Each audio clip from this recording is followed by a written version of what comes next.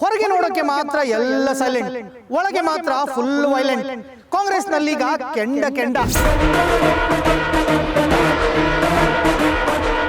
ಹೈಕಮಾಂಡ್ನಿಂದ ರಾಜ್ಯ ಉಸ್ತುವಾರಿ ಬಂದರೂ ಬಗೆಹರಿಯಲಿಲ್ಲ ಬಣ ಬಡಿದಾಟ.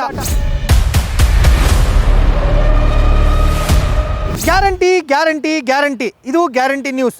ಸುದ್ದಿ ಖಚಿತ, ನ್ಯಾಯ ನಿಶ್ಚಿತ. ನಾನು ವೀರೇಶ್ ದಾನಿ. ಪವರ್ ಶೇರಿಂಗ್ ವಿಚಾರ ಕಾಂಗ್ರೆಸ್ ಪಾಳಯದಲ್ಲೀಗ ಬೆಂಕಿಯನ್ನೇ ಹೊತ್ತಿಸಿದೆ. ಕಾಂಗ್ರೆಸ್ ಪಕ್ಷದಲ್ಲಿ ಶುರುವಾದ ಬಣ ಬಡಿದಾಟಕ್ಕೆ ಬ್ರೇಕ್ ಹಾಕಲು ಹೈಕಮಾಂಡ್ನಿಂದ ರಾಜ್ಯ ಉಸ್ತುವಾರಿ ಬಂದ್ ಹೋದ್ರೂ ಪಕ್ಷದೊಳಗೆ ಹೊತ್ತಿದ ಬೆಂಕಿ ಮಾತ್ರ ತಣ್ಣಗಾಗುವ ಲಕ್ಷಣಗಳು ಕಾಣ್ತಿಲ್ಲ.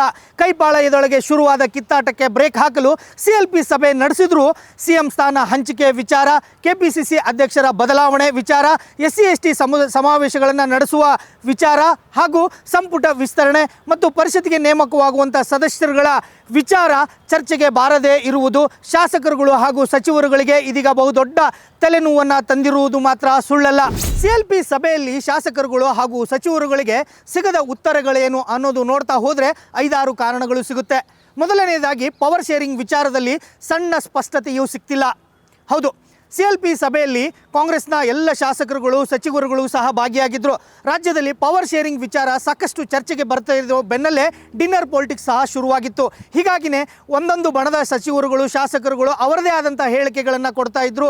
CM ಸಿದ್ದರಾಮಯ್ಯನವರ ಬಣದ ಶಾಸಕರುಗಳು ಮತ್ತು ಸಚಿವರುಗಳು CM ಸಿದ್ದರಾಮಯ್ಯನವರು 5 ವರ್ಷಗಳ ಕಾಲ ಮುಖ್ಯಮಂತ್ರಿಯಾಗಿ ಮುಂದುವರಿತಾರೆ ಅನ್ನೋ ಹೇಳಿಕೆಗಳನ್ನು ಕೊಡ್ತಾ ಹೋದರೆ, DK ಶಿವಕುಮಾರ್ ಅವರ ಬಣದ ಶಾಸಕರುಗಳು ಮತ್ತು ಅವರ ಬೆಂಬಲಿತ ಸಚಿವರುಗಳು CM ಸ್ಥಾನಕ್ಕೆ DK ಶಿವಕುಮಾರ್ ಅವರು ಸಹ ಸೂಕ್ತರಾಗಿದ್ದಾರೆ. DK ಶಿವಕುಮಾರ್ ಅವರು ಮುಂದಿನ 3 ವರ್ಷಗಳ ಕಾಲ CM ಆಗಬೇಕು ಅನ್ನೋ ಒಂದು ಆಶೆಯನ್ನು DK ಶಿವಕುಮಾರ್ ಬಣದ ಶಾಸಕರುಗಳು ಸಹ ಆಶೆಯನ್ನು ಹೊರಹಾಕಿದ್ರು. ಹೀಗಾಗಿನೇ ರಾಜ್ಯದಲ್ಲಿ ಶುರುವಾದಂಥ ಡಿನ್ನರ್ ಪೊಲಿಟಿಕ್ಸ್ ವಿಚಾರ ಸಾಕಷ್ಟು ತಾರಕಕ್ಕೆ ಏರ್ತಿದ್ದಂತೆಯೇ ಕಾಂಗ್ರೆಸ್ ಹೈಕಮಾಂಡ್ CLP ಸಭೆಯನ್ನು ಕರೀಲಿಕ್ಕೆ ಸೂಚನೆಯನ್ನು ಸಹ ಕೊಟ್ಟಿತ್ತು. ಹೈಕಮಾಂಡ್ನಿಂದ ರಾಜ್ಯ ಉಸ್ತುವಾರಿ ರಣದೀಪ್ ಸಿಂಗ್ ಸುರ್ಜೇವಾಲಾ ರಾಜ್ಯಕ್ಕೆ ಆಗಮಿಸಿ CLP ಸಭೆಯನ್ನು ನಡೆಸಿದ್ರೂ ಸಹ CLP ಸಭೆಯಲ್ಲಿ ಪವರ್ ಶೇರಿಂಗ್ ವಿಚಾರದಲ್ಲಿ ಸಣ್ಣ ಸ್ಪಷ್ಟತೆಯೂ ಸಹ ಸಿಗದೇ ಇರೋ ವಿಚಾರಕ್ಕೆ ಸಾಕಷ್ಟು ಶಾಸಕರುಗಳಿಗೆ ಮತ್ತು ಸಚಿವರುಗಳಿಗೆ ಅವರ ಅಲ್ಲಿ ಸಭೆಯಲ್ಲಿ ಏನಾಯಿತು ಮತ್ತು ಸಭೆಯಲ್ಲಿ ಪವರ್ ಶೇರಿಂಗ್ ವಿಚಾರ ಏನಾಯಿತು ಅನ್ನೋ ವಿಚಾರ ಚರ್ಚೆಗೆ ಬಾರದೇ ಇರುವುದು ಸಾಕಷ್ಟು ಅನುಮಾನಗಳಿಗೆ ಕಾರಣವಾಗಿದ್ದಂತೂ ಸುಳ್ಳಲ್ಲ. ಇನ್ನು ಎರಡನೇ ಕಾರಣವನ್ನು ನೋಡೋದಾದರೆ, SC/ST ಸಮಾವೇಶದ ಬಗ್ಗೆ CLP ಸಭೆಯಲ್ಲಿ ಸ್ಪಷ್ಟವಾದಂಥ ಹೈಕಮಾಂಡ್ ನಿಲುವು ಹೊರಬರದೇ ಇರುವಂಥದ್ದು. ಹೌದು, ರಾಜ್ಯದಲ್ಲಿ SC ಮತ್ತು ST ಸಮಾವೇಶಗಳನ್ನು ನಡೆಸಬೇಕು ಅಂತೇಳಿ G ಪರಮೇಶ್ವರ್ ಅವರು ಅವರದೇ ಶಾಸಕರುಗಳಿಗೆ ಡಿನ್ನರ್ ಕೂಟವನ್ನು ಸಹ ಆಯೋಜನವನ್ನು ಮಾಡಿದರು.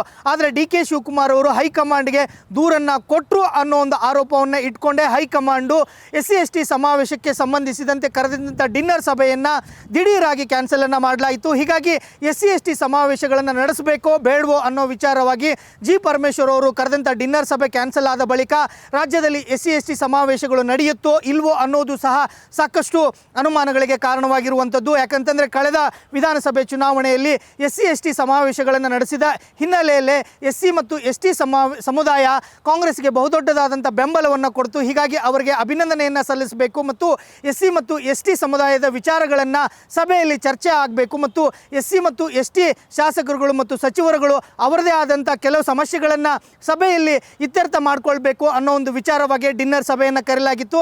ಆದರೆ ಡಿನ್ನರ್ ಸಭೆಗೆ ಕೋಕ್ ಬಿದ್ದಂಥ ಹಿನ್ನೆಲೆಯಲ್ಲಿ SC ಮತ್ತು ST ಸಮಾವೇಶಗಳನ್ನು ಕರೆಯುವಂಥ ವಿಚಾರ ಇನ್ನೂವರೆಗೂ ಸಹ ಬಗೆಹರಿದಿಲ್ಲ. ಹೀಗಾಗಿ CLP ಸಭೆಯಲ್ಲೂ ಸಹ SC ಮತ್ತು ST ಸಮಾವೇಶಗಳನ್ನು ಕರೆಯುವಂತೆ ಕುರಿತಂತೆ ಚರ್ಚೆ ಆಗುತ್ತೆ ಅನ್ನೋ ಒಂದು ಮಾತುಗಳು ಇತ್ತು. ಆದರೆ CLP ಸಭೆಯಲ್ಲಿ SC ಮತ್ತು ST ಸಮಾವೇಶಗಳ ಬಗ್ಗೆ ಸಣ್ಣದಾದಂಥ ಒಂದು ಚರ್ಚೆಯೂ ಸಹ ಆಗದೇ ಇರುವಂಥದ್ದು SC ಮತ್ತು ST ಸಚಿವರುಗಳು ಮತ್ತು ಶಾಸಕರುಗಳಿಗೆ ಬೇಸರ ತಂದಿದ್ದು ಮಾತ್ರ ಸುಳ್ಳಲ್ಲ ಅಂತ ಹೇಳ್ಬೋದಾಗಿದೆ. CLP ಸಭೆಯಲ್ಲಿ ಸಾಕಷ್ಟು ವಿಚಾರಗಳು ಚರ್ಚೆಗೆ ಬರಬೇಕಾಗಿತ್ತು. ಅದರಲ್ಲಿ ಪ್ರಮುಖವಾಗಿ 3ನೇ ಕಾರಣವನ್ನು ನೋಡೋದಾದರೆ, KPCC ಅಧ್ಯಕ್ಷರ ಬದಲಾವಣೆ ನಿಧಾನವಾಗಲು ಕಾರಣವೇನು ಅನ್ನೋ ವಿಚಾರವೂ ಸಹ ಚರ್ಚೆ ಆಗಬೇಕಾಗಿತ್ತು. ಯಾಕಂತಂದರೆ ರಾಜ್ಯ KPCC ಅಧ್ಯಕ್ಷರಾಗಿ DK ಶಿವಕುಮಾರ್ ಅವರು 4 ವರ್ಷಗಳ ಕಾಲ ಅಧಿಕಾರವನ್ನು ನಡೆಸಿದ್ದಾರೆ. ಹೀಗಾಗಿ KPCC ಅಧ್ಯಕ್ಷರ ಬದಲಾವಣೆ ಆಗಬೇಕು, KPCCಗೆ ನೂತನ ಸಾರಥಿ ಬರಬೇಕು ಅಂತ ಹೇಳಿ ಸಾಕಷ್ಟು ಅಭಿಪ್ರಾಯಗಳು ಬರ್ತಾ ಇವೆ.